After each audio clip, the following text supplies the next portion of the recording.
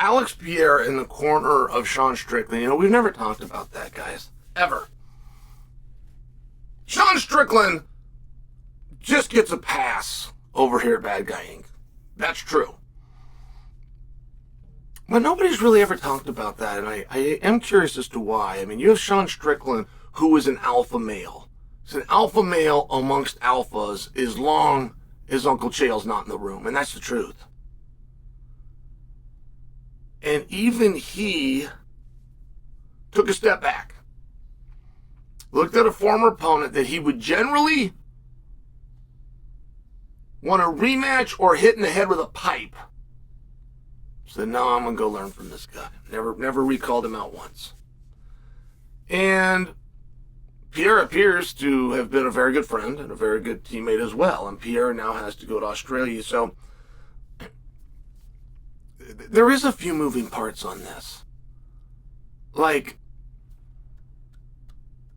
when you think about money, you as a human being, if I'm going to tell you I'm going to get you money, I'm going to give you more money, whatever that is. But money goes two ways. But the only way that your mind will think about is when it comes to you.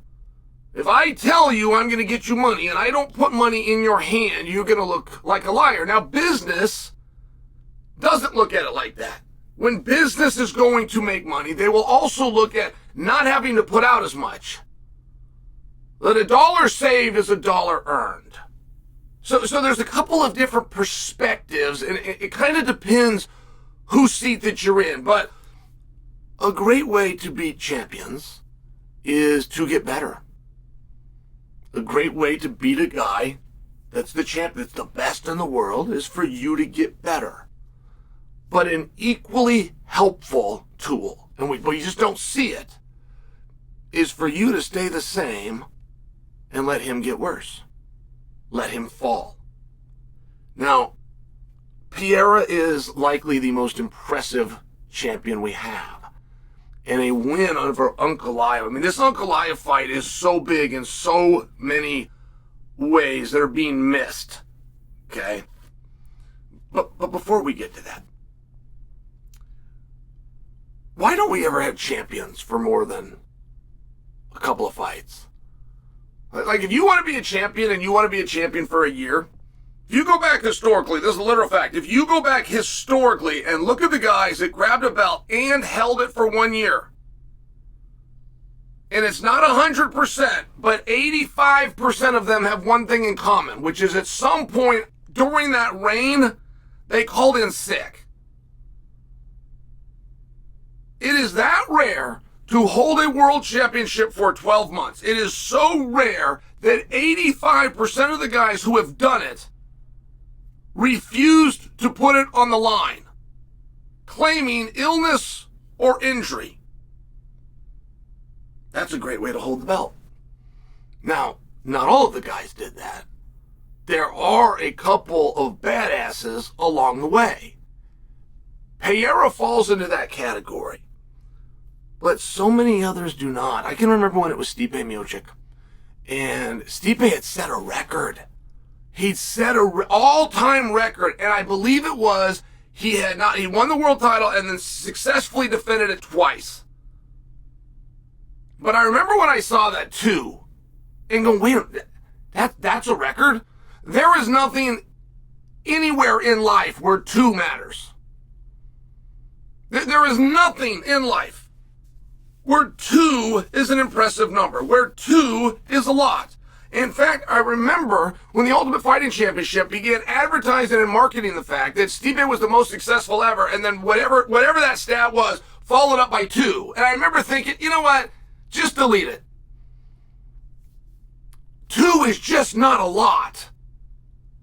Well, if you compare it to something where most are less than two, all of a sudden it starts to become... And you want to know why Stipe kept that belt?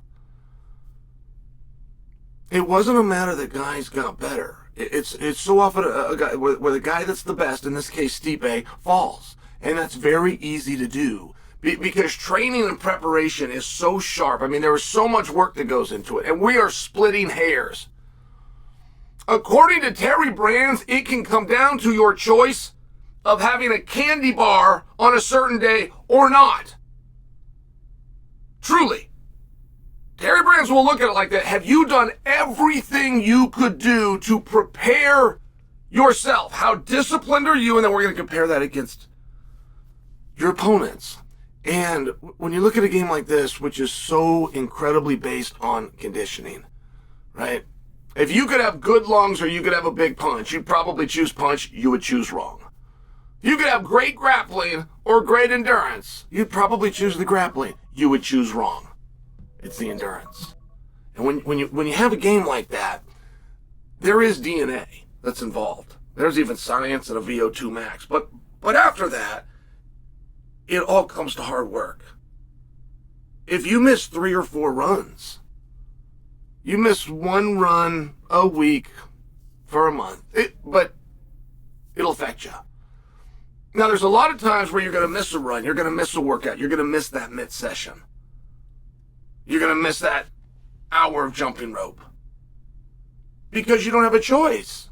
You could be the most disciplined guy if you're on an airplane where you don't have the ability to jump rope. For example, when you land wherever you land, if you think I'm going to go right to the gym, you've now landed in a different time zone. Your body's on a different one. You got to get some rest. If you don't go get the rest, you will get sick. Truly. More fighters are sick and they can't figure out why. Well, being on airplanes and being in different time zones and not preserving your energy is one of the fine recipes. And I argue for you that the one thing that Stipe had were that schedule, where the leeches come in addition to the PR and marketing that is required once you become a champion. Stipe didn't do it. He couldn't do it. He wasn't pressured to do it.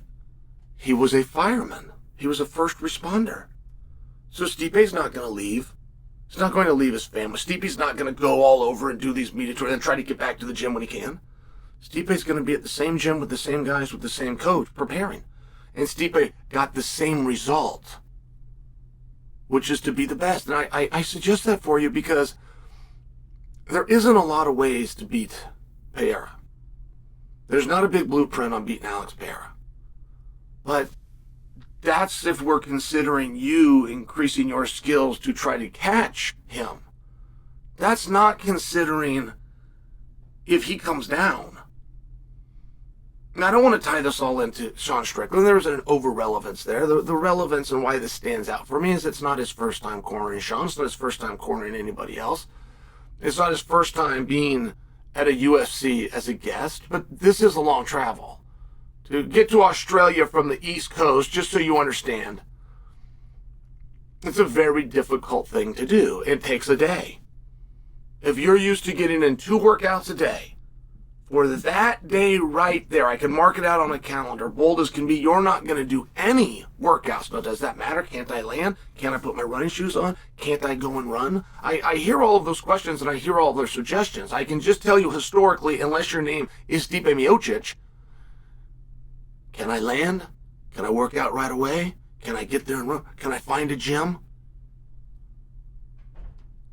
No, not and keep the belt, at least not for long.